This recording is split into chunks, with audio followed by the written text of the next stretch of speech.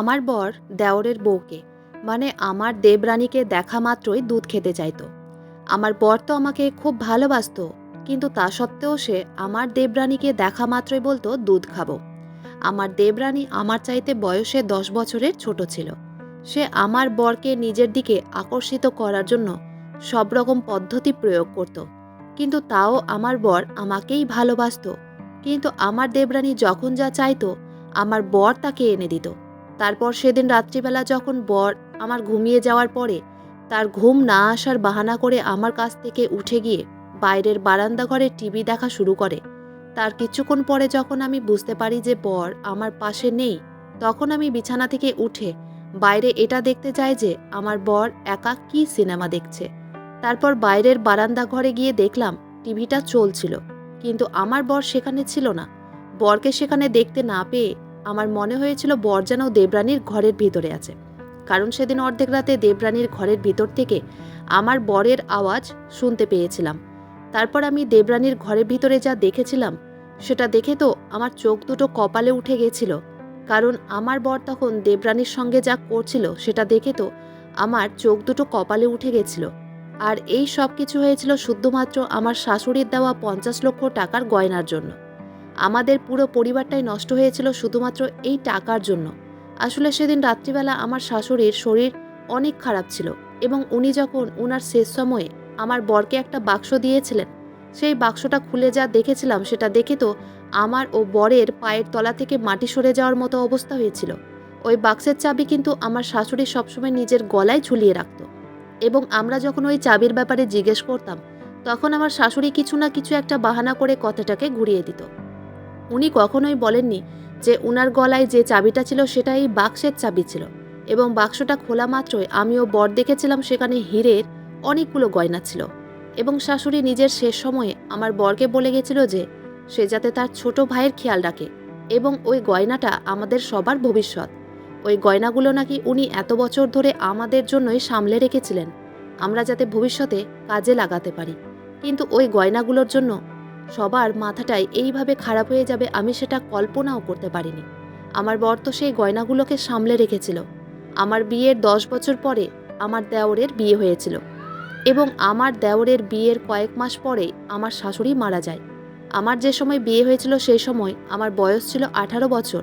এখন আমার বয়স 28 বছর, এবং আমার দেবরানী বয়স 18 বছর। আমার দেবরানী ভীষণ সুন্দরী ছিল দেখতে, কিন্তু আমিও কিছু কম ছিলাম না। এবং আমার একটা 7 বছরের পুত্র সন্তান ছিল। আমাদের সুখের সংসার ছিল, কিন্তু জানি না কেন আমার শাশুড়ির মারা যাওয়ার পর থেকেই আমার দেওর ও দেবরানীর আচরণে অনেক পরিবর্তন আসে।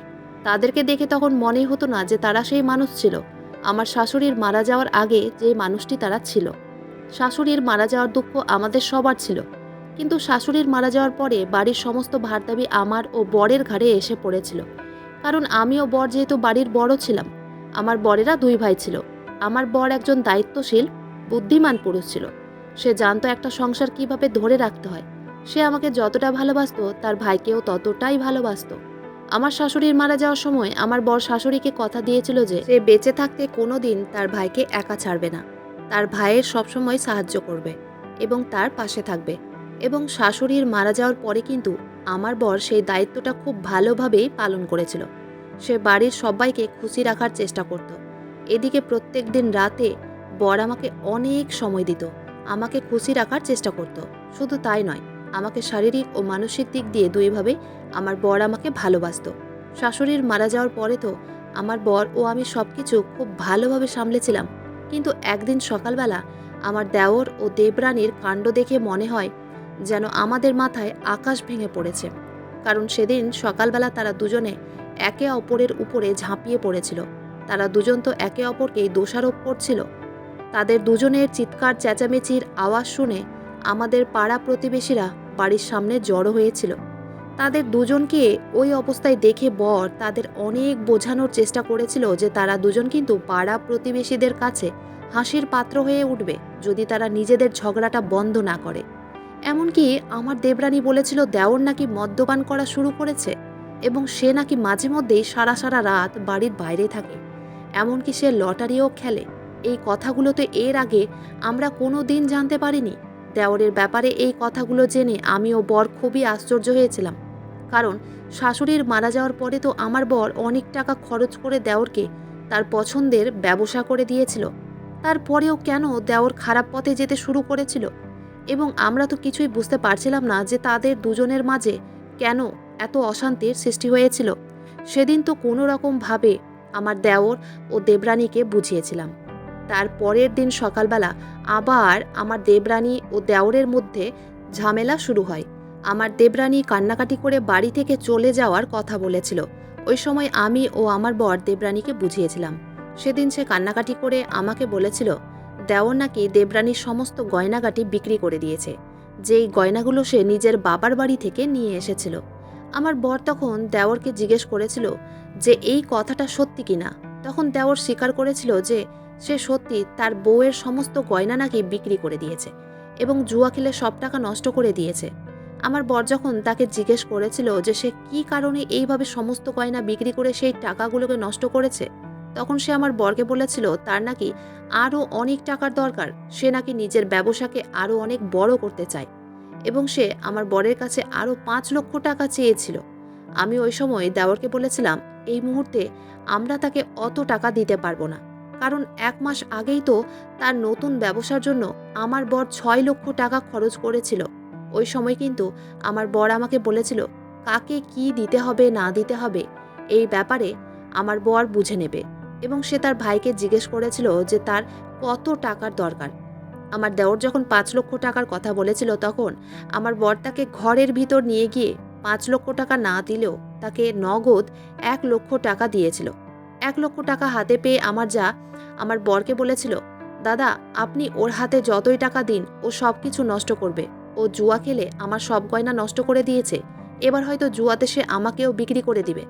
আমার বাবা তো আপনাকে দেখে আপনার ভাইয়ের সঙ্গে বিয়ে দিয়েছিল, কিন্তু আপনার ভাই তো আপনার চাইতে অনেক বিপরীত, তার মধ্যে কোনো গুণ নেই, সে তো আমাকে নিজের স্ত্রী রূপে মনেই করে না, সারাদিন বাইরে থাকে, এমনকি রাত্রিবেলাতেও বাড়ি ফিরে আসে না। আমার বাবা মা যখন জিজ্ঞেস করবে তখন আমি আমার বরের ব্যাপারে এই কথাগুলো কিভাবে বলবো যে আমার বর একজন জুয়ারি? এই কথাগুলো বলে আমার দেবরানী যখন কান্নাকাটি জুড়ে দিয়েছিল তখন আমার বর তার মাথায় হাত বুলিয়ে তাকে অনেক বুঝিয়ে বলেছিল যে ধীরে ধীরে সবকিছু ঠিক হয়ে যাবে, সময়ের সঙ্গে সবকিছুর পরিবর্তন হবে। শুধু আমার বর কেন, আমিও আমার দেওর ও দেবরানীকে বোঝানোর চেষ্টা করেছিলাম যাতে তারা সংসারে মনোযোগ দেয়। সেদিন আমার বর যখন দেওরকে নগদ টাকা দিয়েছিল তখন আমি জিজ্ঞেস করেছিলাম যে সবকিছু জেনে বুঝে কেন তাকে এত টাকা দিয়েছে। বর তখন বলেছিল সে আমাদের সংসারে কোনো রকম অশান্তি চায় না এবং সে তার ভাইয়ের কষ্ট দেখতে পারবে না, আমাদের সংসার যাতে ঠিক থাকে এবং তার ভাই যাতে তার দাদাকে খারাপ না ভাবে, তাই তাকে নগদ 1 লক্ষ টাকা দিয়েছিল। সেদিন রাত্রিবেলা এই ব্যাপারে বরের সঙ্গে তর্কও হয়েছিল, কারণ আমার দেওর যেহেতু সব টাকা নষ্ট করবে সবকিছু জেনে, তাও আমার বর তাকে টাকা দিয়েছিল এবং আমি বরকে বারণ করেছিলাম এই টাকাগুলো দিতে। আমি ভেবেছিলাম এইভাবে তার হাতে টাকা না দিয়ে তার নামে টাকাগুলো জমা করে দিলে সেই টাকাগুলো পরে তাদেরই কাজে লাগবে, কিন্তু সেই টাকাগুলো এখন তার হাতে দিলে সে তো জুয়া খেলে সব টাকা নষ্ট করবে। কিন্তু বর তো আমাকেই খারাপ ভেবে বসেছিল এবং সে রাগ করে রাত্রিবেলা রুম থেকে বেরিয়ে চলে গেছিল। সে আমাকে বলেছিল আমার ও আমার ভাইয়ের ব্যাপারে তোমাকে বেশি কথা বলার দরকার নেই। বর তো আমাকেই খারাপ ভেবে বসেছিল। সে যখন রাগ করে রুম থেকে বেরিয়ে চলে গেছিল তখন আমিও রাগ করে চুপচাপ রুমের মধ্যেই শুয়ে পড়েছিলাম। আসলে বর যখন রাগ করতো তখন সে বাইরের ঘরে গিয়ে টিভি দেখত। আমি তো ভেবেছিলাম সে আজকেও আমার উপরে রাগ করে বাইরে গিয়ে টিভি দেখবে, কিন্তু সেদিন রাতের তো অন্য কিছুই হয়েছিল এবং এই কথাগুলো আমার বর নিজের মুখে অনেক পরে আমাকে বলেছিল।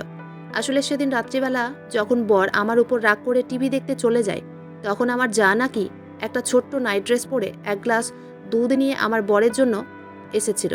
আসলে আমার যা তো বয়সে আমার বরের থেকে 15 বছরের ছোট ছিল, তাই আমার বর তাকে নিজের বোনের মতোই মনে করত।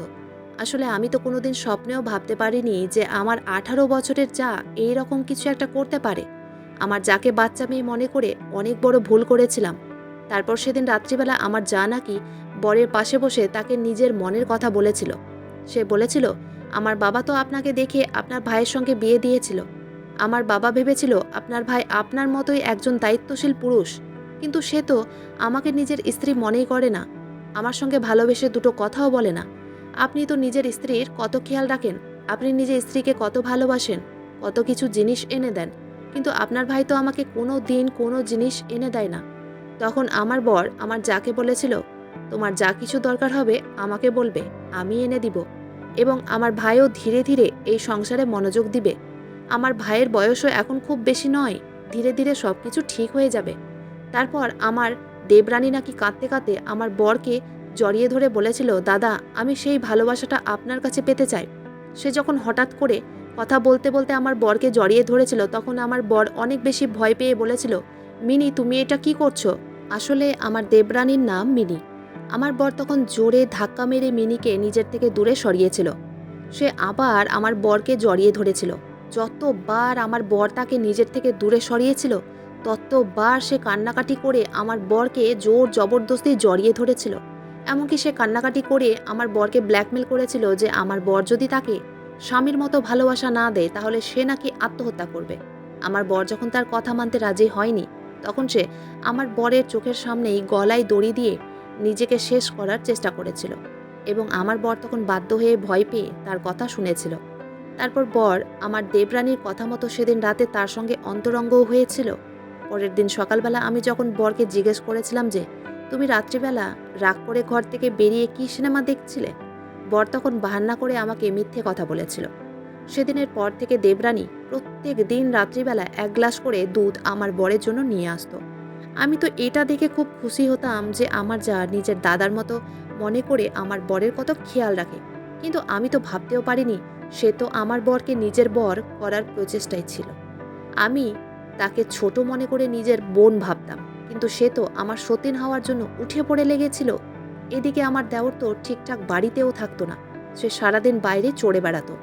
আর আমি তো বাড়িতে থেকেও কিছুই জানতে পারিনি যে আমার বর প্রত্যেক দিন রাতে আমার ঘর থেকে বেরিয়ে আমার দেবরানীর ঘরে চলে যেত।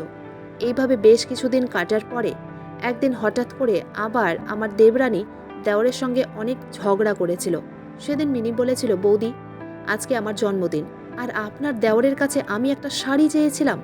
একটা শাড়ি দেওয়া তো দূরের কথা, সে বলছে তার কাছে নাকি 1 টাকাও নেই। ওই সময় আমি কিন্তু দেওরকে বলেছিলাম, তুমি মিনিকে একটা শাড়ি কিনে দিতেই পারতে, ও যেহেতু তোমার কাছে ভালোবেসে একটা শাড়ির জন্য আবদার করেছিল। তারপর মিনি বলল, যখন থেকে বিয়ে হয়ে এই বাড়িতে এসেছি আপনার দেওর আমাকে কোনো জিনিস কিনে দেয়নি। ওই সময় আমার দেওর বলেছিল, আমি তোকে কোনো জিনিস কিনে দিতে পারবো না। তখন আমার দেবরানী বলেছিল, তুমি কোনো জিনিস কিনে দেবে কেন?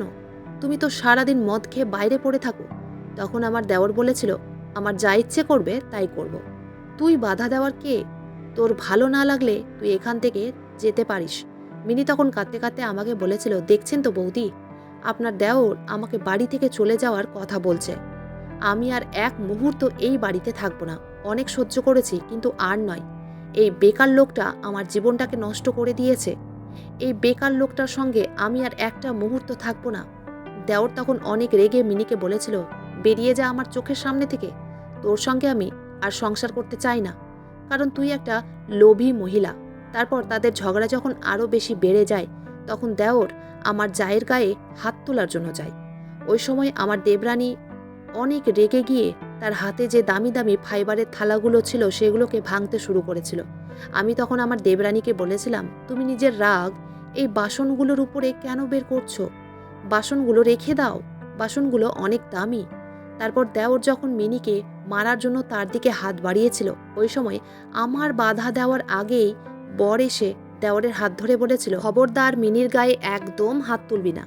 আমার বর যখন দেওরকে বাধা দিয়েছিল, তখন দেওর অনেক রাগ করে বাড়ি থেকে বেরিয়ে চলে গেছিল। মিনিও তখন ঘর থেকে ব্যাগ বের করে তার বাবার বাড়ি যাওয়ার জন্য জেদ করেছিল। ওই সময় আমার বর ও আমি বলেছিলাম, তুমি কোথাও যাবে না, তুমি এই বাড়িতেই থাকবে। তারপর আমার বর মিনির হাতে 5,000 টাকা দিয়ে বলেছিল, তোমার যেই শাড়িটা পছন্দ তুমি দোকান থেকে সেই শাড়িটা কিনে নিয়ে চলে এসো। আমি তোমাকে এর আগেও বলেছি, তোমার যা দরকার হবে তুমি আমাকেই বলবে। আমার যা তখন টাকাটা হাতে নিয়ে নিজের ঘরের ভিতরে চলে যায়। ওই সময় কিন্তু আমার খুব খারাপ লেগেছিল, কারণ আমার বর তো আমাকে কোনোদিন এত টাকা দেয়নি। তাহলে আমার দেবরানীর হাতে কেন এত টাকা দিয়েছিল? আমি ওই সময় কিন্তু থাকতে না পেরে বরকে বলেছিলাম, তুমি তো আমাকে কোনোদিন ভালোবেসে এত টাকা দাওনি, কিন্তু আজ মিনির হাতে 5,000 টাকা দিলে। বর তখন আমার কাছে এসে বলল, তুমি না খুব বোকা। ওকে যদি টাকাটা না দিতাম তাহলে এই দামি দামি থালা বাসনগুলো ভেঙে দিত। তার থেকে ৫,০০০ টাকা তার হাতে ধরিয়ে দিলাম। না হলে ৫,০০০ টাকার জন্য পুরো সংসারে আগুন লেগে যেত। তাই আমি তার হাতে ৫,০০০ টাকা দিয়েছি। বর তো আমাকে খুব সহজেই বোকা বানিয়েছিল। আমি তখনও কিছুই বুঝতে পারিনি যে তাদের দুজনের মাঝে তো স্বামী স্ত্রীর খেলা চলছিল। আমার দেওর ও দেবরানীর মাঝে তো প্রত্যেকদিন কিছু না কিছু ব্যাপার নিয়ে ঝগড়া হতো। এটা তো আমাদের বাড়িতে রোজকার ব্যাপার হয়ে দাঁড়িয়েছিল।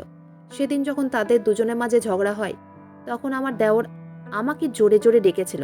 তারপর আমি যখন তাদের ঘরে গেলাম, তখন দেখলাম তাদের ঘরে সব জিনিসপাতি এদিক ওদিকে ছড়ানো আছে। আমি তখন দেওরকে বললাম, তোমরা ঘরের কি অবস্থা করেছো? আর তোমরা কেন এইভাবে প্রতিদিন ঝামেলা করো? তোমরা কি একটা দিনও শান্তিতে থাকতে চাও না? দেওর তখন আমাকে বলল, বৌদি, এই মহিলাটা ১ নম্বরের লোভী মহিলা এবং চরিত্রহীন। কারণ দেখো, এত দামি দামি গিফট ওকে কে দিয়েছে? তার মধ্যে একটা সোনার আংটিও ছিল। দেওর তখন বলল, বৌদি, ওকে জিজ্ঞেস করো এত দামি সোনার আংটি ওকে কে দিয়েছে? আমি তো ওকে কোনো জিনিস কিনে দিইনি। তাহলে সে এতগুলো জিনিস কোথায় পেল? দেওরের কথা শুনে সেই জিনিসগুলো দেখার পরে আমি দেবরানীকে জিজ্ঞেস করলাম যে, তুমি এই গিফটগুলো কোথায় পেলে? তোমাকে কে দিয়েছে? দেবরানী তখন অনেক রেগে আমাকে বলল, আপনার দেওর যখন আমাকে এই দামি দামি গিফটগুলো দেয়নি, তাহলে নিশ্চয়ই অন্য কেউ দিয়েছে। আর যে দিয়েছে সে আমাকে অনেক ভালোবাসে। আর আমি যা করেছি বেশ করেছি।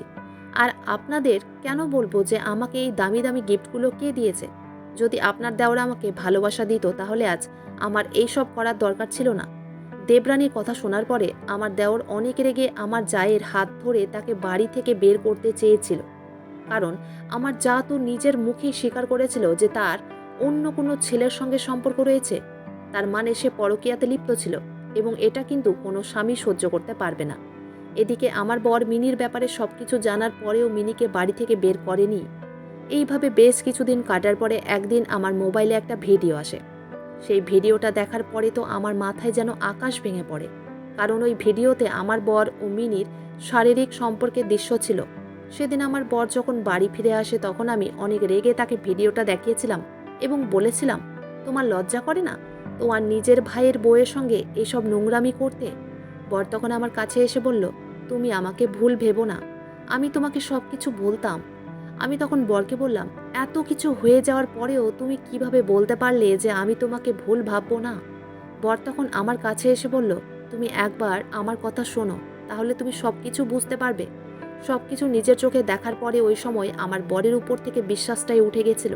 বর তখন আমার হাতে পায়ে ধরে অনেক রিকোয়েস্ট করে বলল, তুমি একবার আমার কথাটা শোনো। আমি তখন বাধ্য হয়ে তার কথাটা শুনেছিলাম। বর তখন যা বলেছিল সেটা শুনে তো আমার চোখ দুটো কপালে উঠে যাওয়ার মতো অবস্থা হয়েছিল। কারণ সেই মেয়েটাকে 18 বছরের বাচ্চা মেয়ে ভেবে ভুল করেছিলাম। সে তো আমার বরকেও বাজারে বিক্রি করে দিতে চেয়েছিল। আসলে আমার দেবরানী ও দেওর মিলে একটা প্ল্যান করেছিল যে আমার বরের কাছ থেকে শাশুড়ির দেওয়া সেই বাক্সটা নেবে। আসলে আমার শাশুড়ি তার শেষ সময়ে গয়না ভরা যে বাক্সটা আমার বরের হাতে দিয়েছিল, সেই কথাটা কিন্তু আমার দেওর ও দেবরানী জানতো না।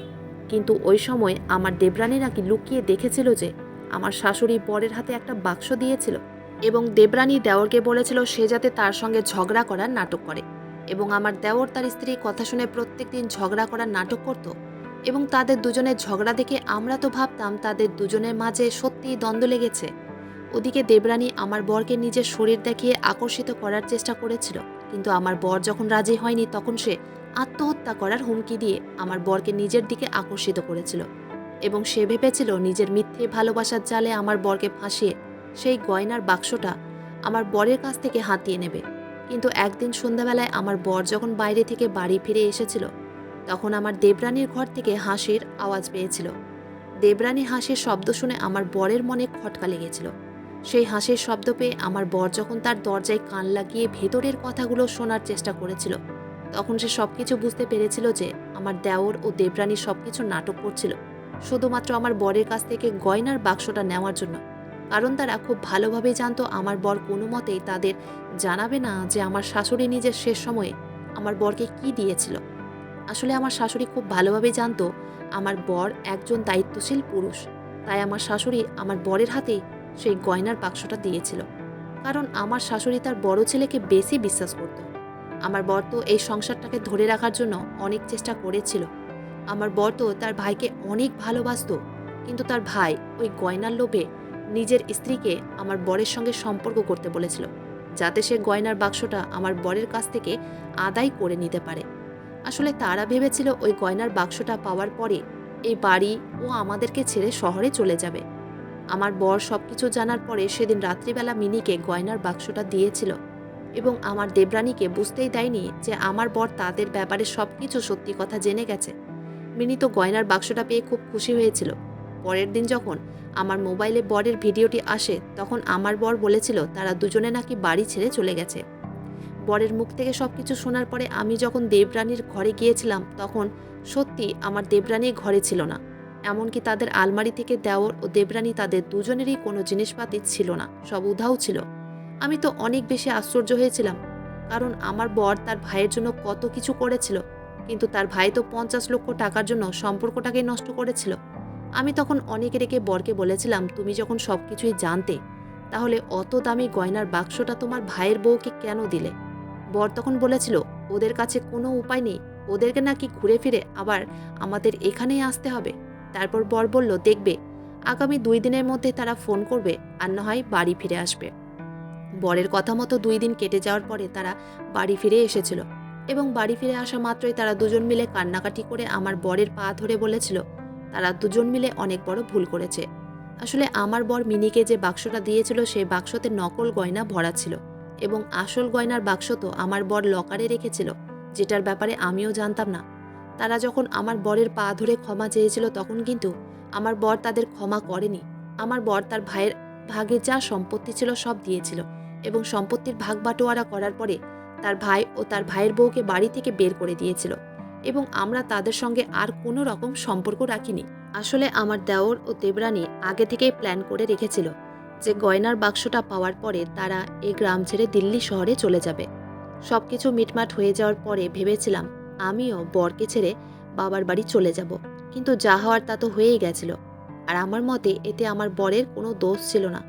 আসলে বরকে আমার দেবরানী অনেক বাধ্য করেছিল তার সঙ্গে খারাপ কাজ করার জন্য, কিন্তু বরের দোষ যে ছিল না এই কথাটা বলাও আমার ভুল হবে, কারণ আমার বর যদি আমাকে সত্যি কথা আগেই বলে দিত তাহলে কথাটা কিন্তু এত দূর এগোতো না। যাই হোক, এখন আমি বরের সঙ্গে অনেক ভালো আছি। বর আমার কাছে অনেকবার ক্ষমাও চেয়েছিল, আমি তাকে এখন ক্ষমা করে দিয়েছি। অনেকবার ভেবেছিলাম যে আমার ছেলেকে নিয়ে বাবার বাড়ি চলে যাব, কিন্তু আমার মা আমাকে বুঝিয়েছিল যা হওয়ার তা তো হয়েই গেছে। তাই সবকিছু ভুলে গিয়ে আবার নতুন করে সবকিছু শুরু করেছিলাম। সেদিনের পর থেকে আমরা আর দেওর ও দেবরানীর খোঁজ খবর নেইনি, কারণ যেই মেয়েটাকে আমি নিজের বোনের মতো মনে করতাম সেই মেয়েটা তো আমাকে কোনোদিন দিদির মতো মনে করেনি। তাই ওই মেয়েটিকে আমি আর দ্বিতীয়বার বিশ্বাস করতে পারতাম না। তাই তাদের সঙ্গে আর কোনো রকম সম্পর্কই রাখিনি। বন্ধুরা, আজকের গল্পটি এখানেই শেষ করছি। গল্পতে কোনো ভুল ত্রুটি থাকলে ক্ষমা করে দিবেন। গল্পটি ভালো লাগলে অবশ্যই লাইক, শেয়ার, সাবস্ক্রাইব করতে ভুলবেন না। ধন্যবাদ।